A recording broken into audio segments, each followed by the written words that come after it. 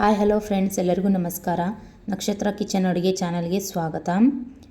ನಾನಿವತ್ತು ಕರ್ನಾಟಕ ಸ್ಪೆಷಲ್ ಹೆಸರುಬೇಳೆ ಪಾಯಸ ಹೇಗೆ ಮಾಡೋದು ಅಂತ ಹೇಳ್ಕೊಡ್ತಿದ್ದೀನಿ. ಅದಕ್ಕೆ ಬೇಕಾಗಿರೋ ಇಂಗ್ರೀಡಿಯೆಂಟ್ಸ್: 1 ಕಪ್ ಹೆಸರುಬೇಳೆ, 1 ಕಪ್ ಬೆಲ್ಲ, ಅರ್ಧ ಕಪ್ ಕೊಬ್ಬರಿ, 1 ಏಲಕ್ಕಿ, ಒಂದು ಸ್ವಲ್ಪ ಕೊಬ್ಬರಿನ ತುರಿದಿಟ್ಕೊಂಡಿದ್ದೀನಿ ಗಾರ್ನಿಷಿಂಗ್ ಅಂತ, ಸ್ವಲ್ಪ ದ್ರಾಕ್ಷಿ ಮತ್ತು ಗೋಡಂಬಿ ಇಷ್ಟೆಲ್ಲ ತೆಗೆದಿಟ್ಕೊಂಡಿದ್ದೀನಿ. ಮೊದಲಿಗೆ ನಾನೊಂದು ಕುಕ್ಕರಲ್ಲಿ ತುಪ್ಪ ಹಾಕ್ತಿದ್ದೀನಿ. ಸ್ವಲ್ಪ 1/2 ಸ್ಪೂನಷ್ಟು ತುಪ್ಪ ಹಾಕ್ತಾಯಿದ್ದೀನಿ.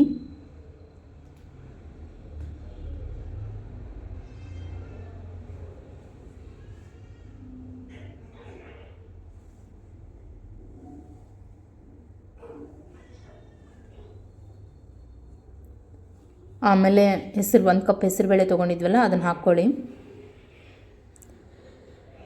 ಆ ಹೆಸರುಬೇಳೆನ ಚೆನ್ನಾಗಿ ಹುರ್ಕೋಬೇಕು. ನೀವು ಸ್ವಲ್ಪ ಕಂದು ಬಣ್ಣ ಬರೋವರೆಗೂ ಹುರ್ಕೋಬೇಕು. ನೋಡಿ ಫ್ರೆಂಡ್ಸ್, ಈ ಥರ ಚೆನ್ನಾಗಿ ಮಿಕ್ಸ್ ಮಾಡ್ಕೊಳ್ಳಿ. ಮೊದಲು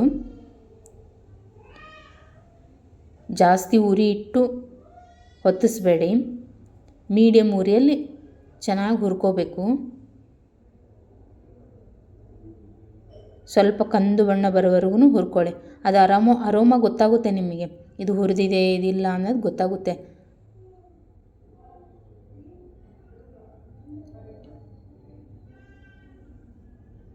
ನೋಡಿ ಹೀಗೆ. ನೋಡಿ ಫ್ರೆಂಡ್ಸ್, ಇವಾಗ ನಾನು ಈ ಥರ ಹುರ್ಕೊಂಡಿದ್ದೀನಿ. ಸ್ವಲ್ಪ ಕಂದು ಬಣ್ಣ ಬರೋವರೆಗೂ ಅಷ್ಟೇ ಹುರ್ಕೋಬೇಕು. ನೋಡಿ ಈ ಥರ. ಅದಕ್ಕೆ 1.5ರಿಂದ 2 ಗ್ಲಾಸಷ್ಟು ನೀರು ಹಾಕ್ಕೊಳ್ಳಿ. ಹುರಿದ ನಂತರ ಚೆನ್ನಾಗಿ ಹೆಸರುಬೇಳೆನ ತೊಳೆದಿಟ್ಕೊಂಡು ಮತ್ತೆ ಕುಕ್ಕರಿಗೆ ಹಾಕ್ಕೊಂಡು 1.5ರಿಂದ 2 ಗ್ಲಾಸಷ್ಟು ನೀರು ಹಾಕ್ಕೊಂಡು ಕುಕ್ಕರ್ನ ಕ್ಲೋಸ್ ಮಾಡ್ಕೊಳ್ಳಿ.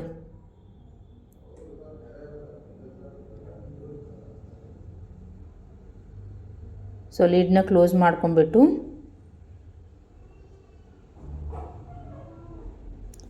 ಎರಡು ವಿಷಲ್ ಕೂಗಿಸ್ಕೊಳ್ಳಿ. ಸೊ ವಿಷಲ್ ಕೂಗೋಷ್ಟರೊಳಗೆ ನಾವು ಬೆಲ್ಲನ ಕರಗಿಸ್ಕೊಳ್ಳೋಣ. ಬನ್ನಿ ಫ್ರೆಂಡ್ಸ್, ಒಂದು ಪಾತ್ರೆ ತಗೊಳ್ಳಿ.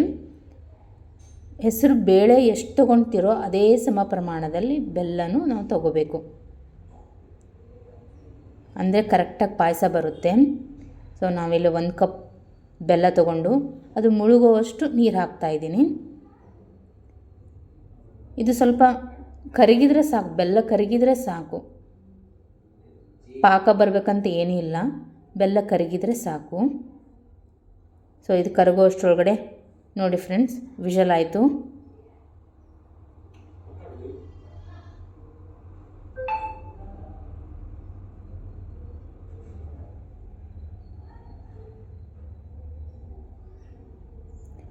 ಸೊ 2 ವಿಷಲ್ ಆಯಿತು. ನಾನು ಇವಾಗ ಸ್ಟವ್ ಆಫ್ ಮಾಡ್ಕೊತಿದ್ದೀನಿ. ಸೊ ಇಲ್ಲಿ ಬೆಲ್ಲನೂ ಕುದೀತಾ ಇದೆ, ಕರಗ್ತಾ ಇದೆ.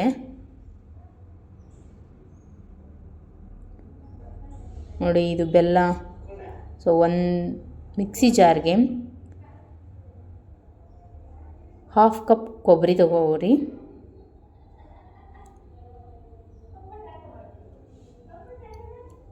ಒಂದು ಏಲಕ್ಕಿ ತೊಗೊಂಡಿದ್ದೀನಿ. ಸ್ವಲ್ಪ ನೀರು ಹಾಕಿಬಿಟ್ಟು ರುಬ್ಕೊಂಬರೋಣ.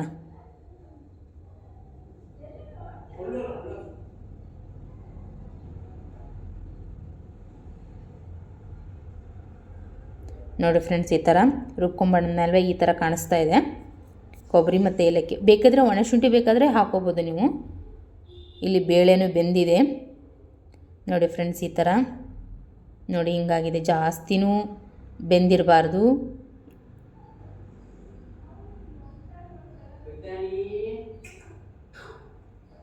ನೋಡಿ ಹೀಗೆ. ಇದಕ್ಕೆ ನಾವು ಬೆಲ್ಲನ ಕರಗಿಸ್ಕೊಂಡಿದ್ವಲ್ಲ ಅದನ್ನು ಸೋದಿಸ್ಕೊಂಡ್ಬಿಟ್ಟು ಬೆಲ್ಲ ಹಾಕ್ಕೋತಿದ್ದೀನಿ, ಬೆಲ್ಲದ ನೀರನ್ನ.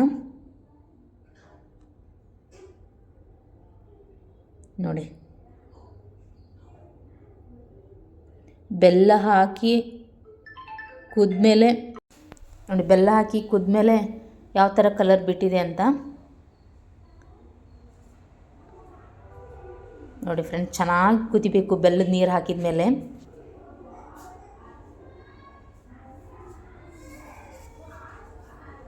ನೋಡಿ ನಾವು ರುಬ್ಕೊಂಬಂದಿದ್ವಲ್ಲ ಕೊಬ್ಬರಿ ಮತ್ತು ಏಲಕ್ಕಿನ ಅದನ್ನು ಕೂಡ ಹಾಕ್ಕೊಂಡಿದ್ದೀನಿ.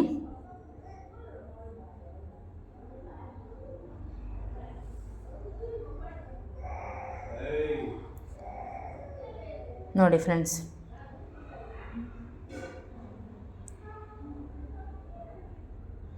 ಕೊಬ್ಬರಿ ಮತ್ತು ಏಲಕ್ಕಿದು ರುಬ್ಕೊಂಬಂದಿರೋ ಮಸಾಲೆನ ಹಾಕಿದ ಮೇಲೆ ಜಾಸ್ತಿ ಹೊತ್ತು ಕುದಿಸ್ಬಾರ್ದು ನೀವು.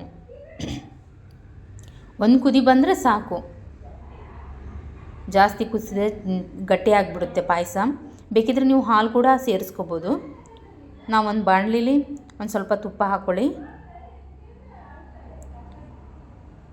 ತುಪ್ಪ ಹಾಕ್ಕೊಂಬಿಟ್ಟು ಇದಕ್ಕೆ ದ್ರಾಕ್ಷಿ ಮತ್ತು ಗೋಡಂಬಿನ ಹಾಕ್ಕೊಂಡ್ಬಿಟ್ಟು ಹುರ್ಕೊತಾ ಇದ್ದೀನಿ. ನೋಡಿ,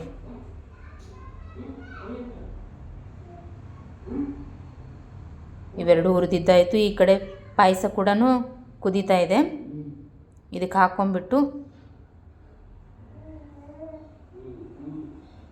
ನೋಡಿ, ಕೊಬ್ಬರಿನ ಗಾರ್ನಿಷಿಗೆ ಅಂತ ತುರಿದಿಟ್ಕೊಂಡಿದ್ನೆಲ್ಲ ಅದನ್ನು ಕೂಡ ಹಾಕ್ಕೊಳ್ಳಿ. ಹಾಕ್ಕೊಂಬಿಟ್ಟು ಚೆನ್ನಾಗಿ ಮಿಕ್ಸ್ ಮಾಡ್ಕೊಳ್ಳಿ. ಈ ರೆಸಿಪಿನ ನೀವು ಮನೇಲಿ ಟ್ರೈ ಮಾಡಿ ಮತ್ತು ಹೇಗಿದೆ ಅಂತ ಕಮೆಂಟ್ ಸೆಕ್ಷನಲ್ಲಿ ತಿಳಿಸಿ. ಇಷ್ಟ ಆದರೆ ಲೈಕ್ ಮಾಡಿ, ಶೇರ್ ಮಾಡಿ ಮತ್ತು ಸಬ್ಸ್ಕ್ರೈಬ್ ಮಾಡಿ ಫ್ರೆಂಡ್ಸ್. ಇದು ಮಕ್ಕಳಿಗೆ ಭಾಳ ಒಳ್ಳೆಯದು ಫ್ರೆಂಡ್ಸ್. ಇದು ಮಕ್ಕಳಿಗೂ ಕೂಡ ತುಂಬ ಒಳ್ಳೆಯದು. ಡೈಜೆಷನ್ ತುಂಬ ಈಸಿ ಆಗೋಗುತ್ತೆ. ಆಮೇಲೆ ಇಮ್ಯುನಿಟಿ ಬಿಲ್ಡ್ ಆಗುತ್ತೆ.